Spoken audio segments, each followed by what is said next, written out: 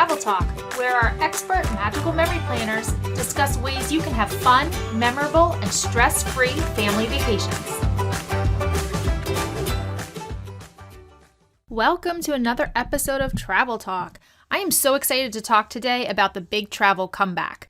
We are seeing an enormous amount of people getting ready to get back out there and travel. We are booking travel nonstop for both 2021 and 2022 travel, and people are coming back with a lot of questions. They're not really sure about what's going on, what the travel restrictions might be, what they need to know, what they need to bring.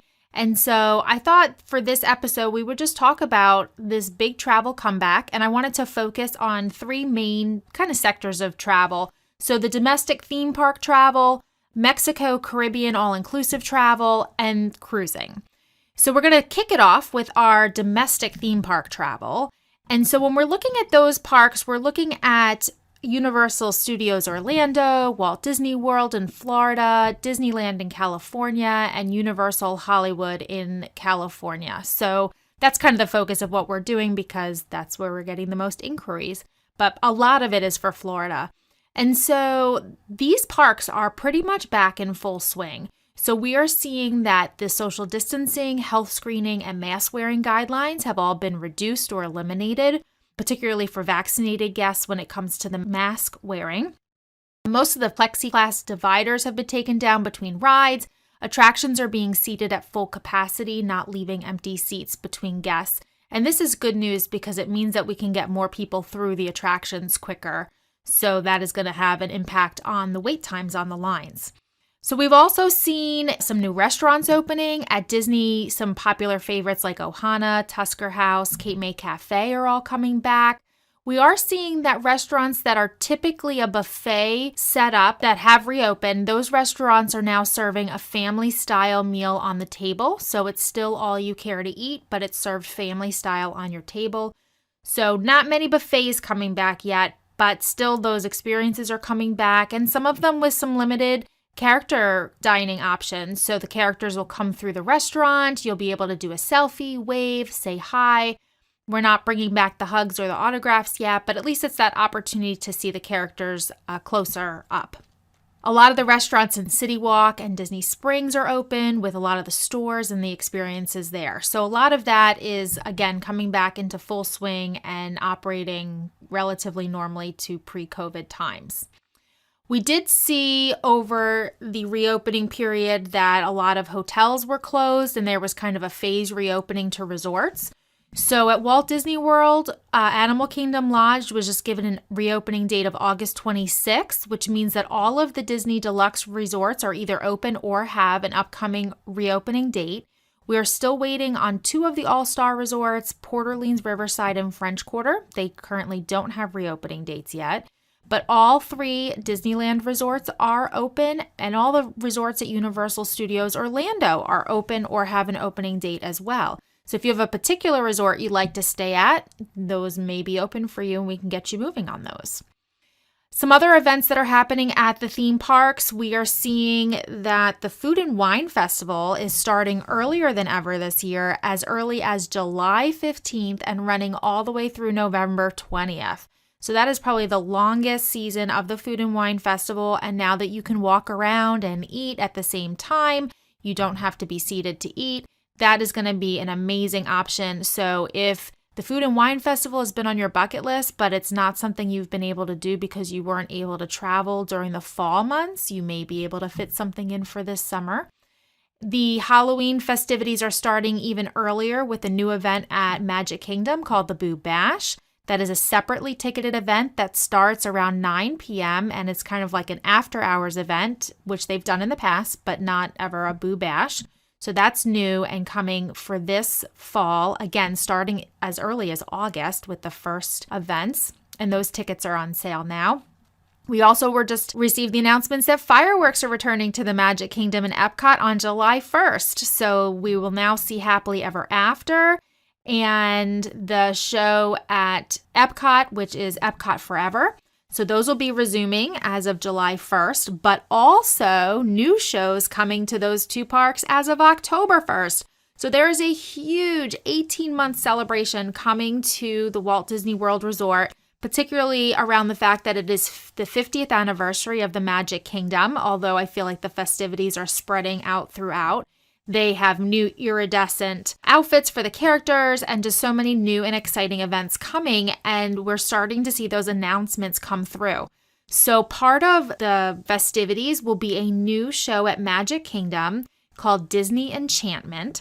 So I know this is always hard. We had a hard time saying goodbye to Wishes, but we did love Happily Ever After. So I'm going to hold out hope that Disney Enchantment is going to be just as good as, or if not better, than Wishes and Happily Ever After. And then Epcot will be having a new show called Harmonious.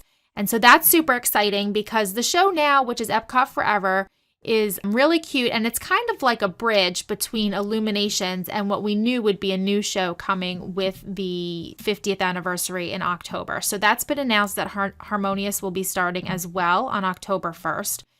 And there's also a third show coming, which will be a daytime show to Animal Kingdom. It's called Disney Kite Tales, and so this is going to take place in the amphitheater where at Animal Kingdom, where you would normally see the show at nighttime, but they'll have several showings throughout the day, and it'll involve music as well as a series of kites that will depict different characters. So this is kind of a new-ish concept, although I feel like I've seen some of that in the Epcot Forever show. They had a section of kites that were pulled by motorboats. So I'm kind of guessing that it might be something like that, but more elaborate, involving more music and things like that.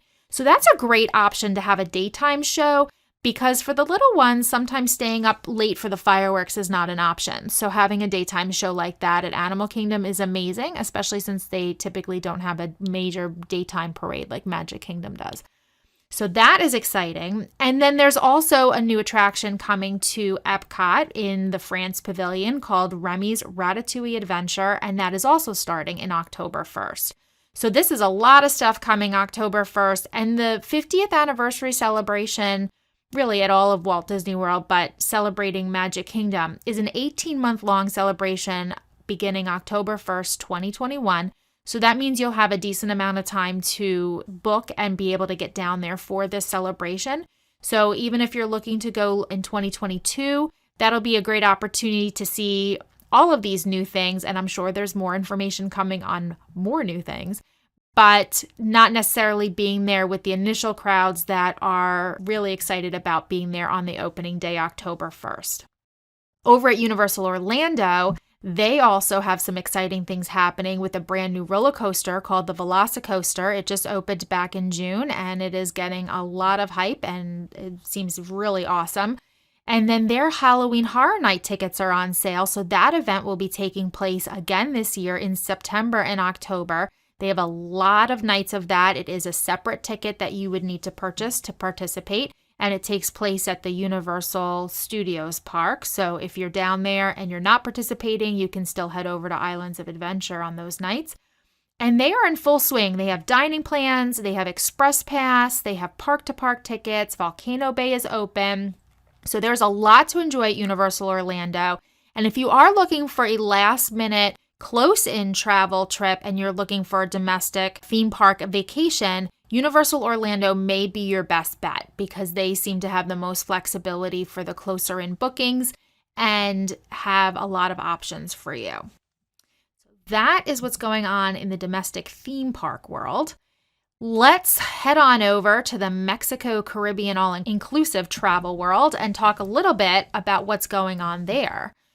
So we have had the amazing opportunity to travel to both Jamaica and the Dominican Republic in the last couple of months, as well as agents from our team have also been to Mexico multiple times, checking out the Cozumel and Cancun and Riviera Maya areas. So we've been to lots of resorts there, and those resorts have really, really stepped it up to make sure that their sanitation is good and that they are top-notch on their services.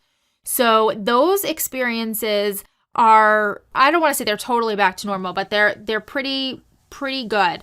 So in the restaurants that had buffets, they would have a team member serving you, so that way everyone's not touching all the handles, but they did have buffets open in the restaurants that are like that. And then of course there's plenty of table service and plated entree type restaurants as well for breakfast, lunch, and dinner. Their beaches are open, their restaurants are open, the obviously pools are open. And once you're on resort, you do not need to wear a mask unless you are, it depends on resort a little bit. Each resort can be a little different, but pretty much you don't need a mask at all outside or on the beaches, at the pool, any of those locations. So maybe just to go into a shop or to go into a restaurant as you're getting seated, but then you're good to take your mask off. So very limited mask wearing is needed. The requirements to travel to different countries throughout the Caribbean do vary, obviously country to country. So there are options for those that need to be tested prior to travel and those that don't need testing. So the Mexico and the Dominican Republic at this time, of course everything can change, but as of right now, do not require any testing prior to arrival. So those are pretty easiest sort of to handle with the travel process. Jamaica, Nassau, are the Bahamas, St. Lucia, and Turks and Caicos, to name a few, do have testing requirements prior to arrival. Most of the countries do have some form of digital form that you need to fill out, but typically when you're on the airplane, they give you a form, you have to fill it out and take it through customs. This is the same paperwork. So you're just getting it done ahead of time, printing it out and bringing it with you so that they can scan a QR code. It actually makes things go faster. It's a little bit easier.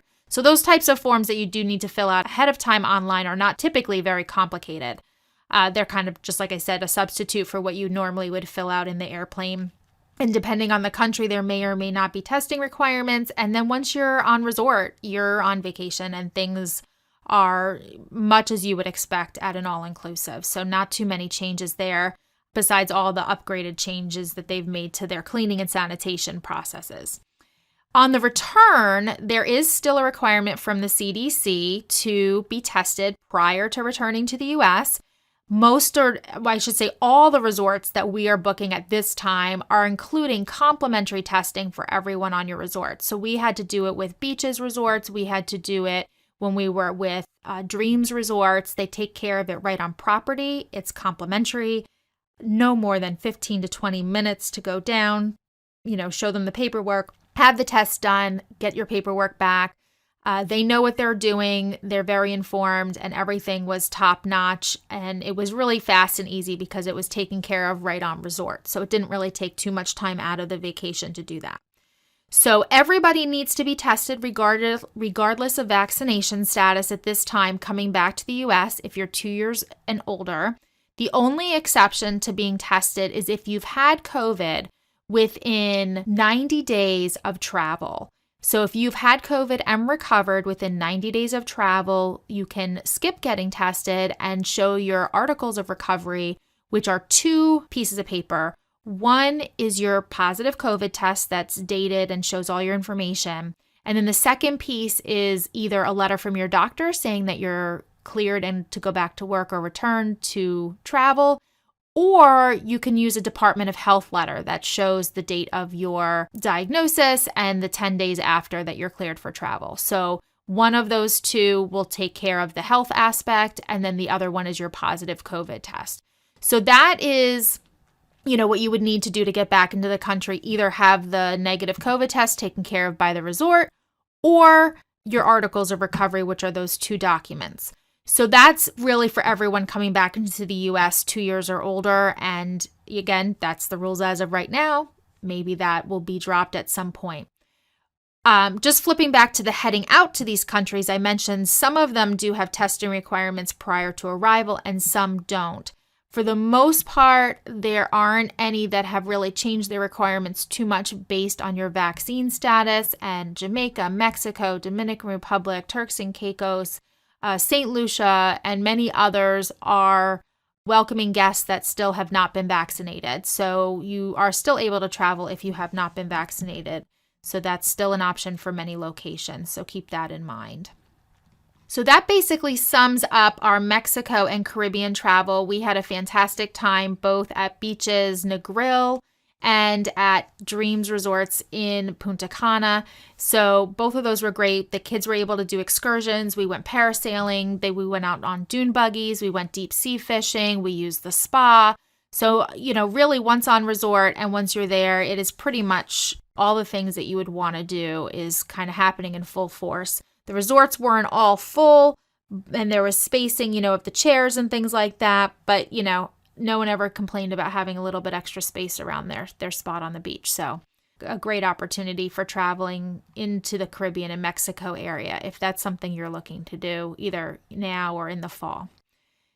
So let's talk a little bit about cruising. So cruising information is coming fast and furious. It is starting to resume in the U.S. This summer. July 2nd, I think, is one of the first ships that Royal Caribbean has going out from a U.S. port. And the information is coming in fast and furious. So I will tell you what I know as of right now, as of recording this. Things can continue to change, and some of the information gives us kind of a framework, but doesn't dig too much into the details.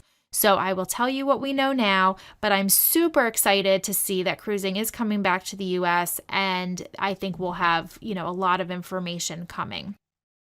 So there's kind of the restrictions or the information with cruising definitely is depending on the port that the cruise is leaving from and what the itinerary is. So when we're looking at Alaska cruises that will be taking place this summer, we're seeing that most of those cruises are requiring all adult guests to be vaccinated, and they have options for the kids. Vaccines aren't as widespread available for kids of certain ages. So vaccines required for adults, but not necessarily for kids. When we're looking at Caribbean travel, cruising out of Florida or Texas or the Southeast, there are options for both vaccinated and non-vaccinated travelers. There will be some little bit of a different process in boarding the ship, and then there will be restrictions for those that are non-vaccinated as far as testing requirements and mask wearing. And those non-vaccinated travelers will have to pay the cost of that testing and those additional requirements. So the vaccinated passengers will have options to do all the things on board, where non-vaccinated passengers may have some limited experiences based on the venues and different things like that. So although cruising may be open to all vaccine status passengers, we're still kind of trying to figure out what it exactly will look like for both, how food will be handled, what venues will be available, and how vaccinated and non-vaccinated passengers may be differentiated to ensure that they're following the correct safety measures for their status. Now, whether that holds true for all of cruising moving forward, or if this is just maybe the first step in the reopening process, will yet to be seen. None of these measures have been said that they're permanent. Just like when we saw the theme parks reopen, there was a very, very stringent guidelines with the initial reopening, but over time, the guidelines have been relaxed. So I'm hoping that we'll see the same thing with cruises, so that everyone will be able to participate in cruising at the same level moving forward. But that is kind of the protocols that we're seeing in the initial resuming of cruising for this summer. And again, it does a little bit depend on what port you're departing from. So there are also some cruises leaving from some Caribbean ports like St. Martin and the Bahamas. And in those cases, you have the guidelines of those countries. Those countries have their own guidelines for coming and flying into that country. And then you have on top of that the guidelines of the cruise ships. So those will have a little bit more specific guidelines based on the country. So that's an important factor in the cruise, is where it's departing from. Cruise lines like Royal Caribbean have upgraded their systems on board so that they have 100% fresh filtered air. They'll have medical grade cleaning standards throughout their ships. They have upgraded medical facilities, and they also have a plan in place, what they call Get You Home Safe. So should someone test positive, they have a plan to get you home safe to recuperate. And they also have a Cruise with Confidence program that offers flexibility so that you can cancel your cruise up until 48 hours before sailing and take a future cruise credit versus losing your payment or your cruise fare. So that's a great option as well. And a lot of the cruises are also saying that they will confirm with you the specific health and safety measures of your sailing 30 days before travel, which I think is just an indication of how quickly things are changing. And so they're going to really hone in on what your health and safety measures are going to be specifically within that 30-day window so that it can be the most accurate and you know what to expect. So I think we're going to see this return of sailing in July, and we're going to have to just see how it goes. I'm confident it'll go well. I think that the cruise lines are very capable of handling all of the safety protocols, handling all the sanitation requirements. And if it can be done on a resort and it can be done in a theme park, I'm confident it can be done on a ship as well. And so I think it's just the process of getting started, getting out there, and then we'll be moving through probably some adjustments to cruising. So we are super excited to be working with clients and helping them get settled on the destinations they are looking for. Again, we've just been so busy with clients looking to travel. It really is like the big travel comeback has started. And whether people are looking for those close-in bookings for July or August and those last-minute summer vacations, or they're just getting ready to plan those destinations that they maybe missed and are planning a little bit further out, we are happy to help. We're up to date on all the changes that are constantly coming our way, and we'll work with each person individually to make sure that you have the most up-to-date information for the particular trip that you are looking for. And so, feel free to reach out to us. We would love to help you. And, if you haven't gotten out there yet, we encourage you to take part in the big travel comeback and get out there and start getting those vacations booked and be excited about the opportunities to travel again.